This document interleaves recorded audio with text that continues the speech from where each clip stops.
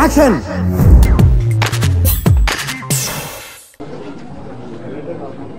మిత్రుడు కోడి రామకృష్ణ గారు ఇక లేరు అన్న మాట వీళ్ళప్పుడు హృదయం కలిచివేసింది. ఇది నిజమా కాదా అన్న సందిగ్ధం. ఆ వాస్తవం తెలుసుకున్న నాకు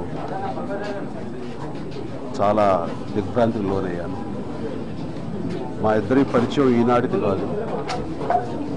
1981 నుంచి, అంటే దాదాపు 38 సంవత్సరాల నుంచి మా పరిచయం. నిన్న మొన్నటి వరకు కూడాను మా ఇంట్లో ఏ శుభకార్యం జరిగినా సరే ఆయన గుడ్ విషెస్ నాకు ఎప్పుడూ SMS పంపిస్తూ తెలియజేస్తూ ఉంటారు. నేను ఆయనకు ధన్యవాదాలు. అలాగే వాళ్ళ ఇంట్లో ఏదైనా శుభకార్యం జరిగితే కనుక నేను ఆయనకి SMS ద్వారా శుభాకాంక్షలు తెలియజేస్తూ ఉంటాను. ఆ రకంగా ఈరోజు కూడా చక్కటి అనుబంధంతో మా స్నేహం కొనసాగుతుంది. ఆయన మొదటి సినిమా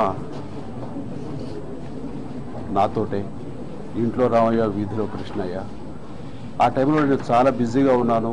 యాక్షన్ సినిమాలు వరుసగా చేస్తున్న రోజుల్లో ఒక ఫ్యామిలీ డ్రామా చెయ్యాలి అని నిర్మాత రాఘవ నుంచి రాగానే నేను కొంచెం అంత సముఖంగా లేరు, కొంచెం నేను చేయలేనప్పుడు అని చెప్పడం జరిగింది. నేను చిరంజీవిని కన్విన్స్ చేసుకుంటాను, ఒక మీటింగ్ ఏర్పాటు చేయండి అని చెప్పేసి మా ఇంటికి కోడి రామకృష్ణ గారు రావటం ఏమిటి, ఆ కథ నెరేట్ చేయటం ఏంటి, ఆయన ప్రతి పాత్ర చాలా చక్కగా నటిస్తూ చాలా అద్భుతంగా నటిస్తూ అండ్ బాగా ఇంప్రెస్ అయ్యాను. ఇంకా ఈ సినిమా వదులుకోకూడదు, చెయ్యాలి అని అప్పటికప్పుడే ఆయనతో చెప్పడం జరిగింది. ఆయన చాలా సంతోషించాడు. ఆ సినిమా నాకు ఒక అరుదైన రికార్డ్ని తీసుకొచ్చింది. అది విజయం అవటమే కాదు, సక్సెస్ అవటమే కాదు, దాదాపుగా 1.5 year 500 రోజుల పాటు అది ఆడేటువంటి అరుదైన రికార్డు నాకు తీసుకొచ్చింది. ఆ రకంగా మా ఇద్దరి అనుబంధం ఆ సినిమాతో స్టార్ట్ అయ్యి 5-6 సినిమాలు పైన మేము చేయడం జరిగింది మొన్నటి అంజు వరకు. అండ్ ఒక్కొక్క సినిమా ఒక్కొక్క వైవిధ్యంగా ఉండేది. నాతోనే కాదు, ఆయన ఎవరితో సినిమాలు చేసినా సరే డిఫరెంట్ జోనర్ సినిమాలు చేస్తుండేవారు. యాక్షన్ సినిమాల దగ్గర నుంచి, గూఢాచారి #1, జేమ్స్ బాండ్ సినిమాల దగ్గర నుంచి, ఒక revolutionary films, family drama films,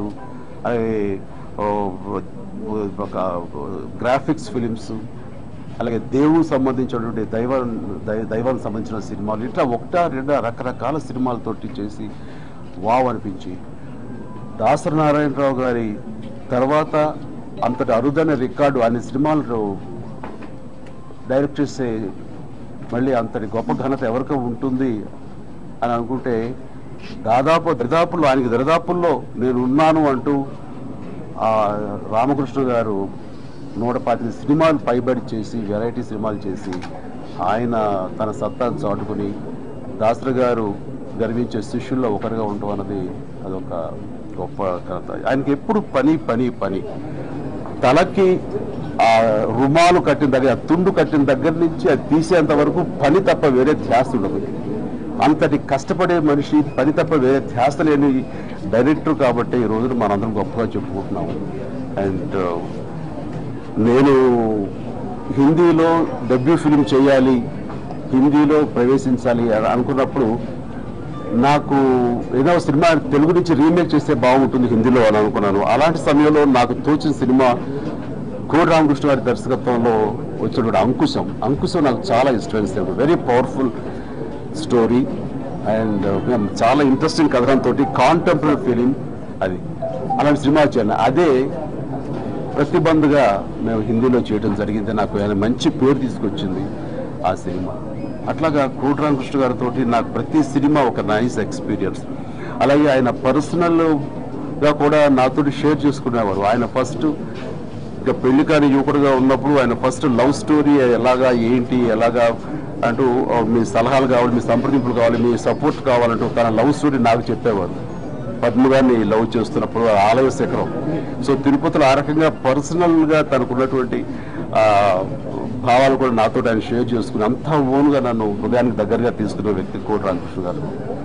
and కోడి రామకృష్ణ గారు ఎక్కడ ఏ ఫంక్షన్లు ఈ మధ్యకాలం చూసినా సరే తన కొంచెం నడకది సరిగ్గా లేకుండా ఉన్న పరిస్థితిలో కూడాను ఆ మనోధైర్యంగా, నా కాన్ఫిడెన్స్ కానీ ఏమీ స్థలం లేదు.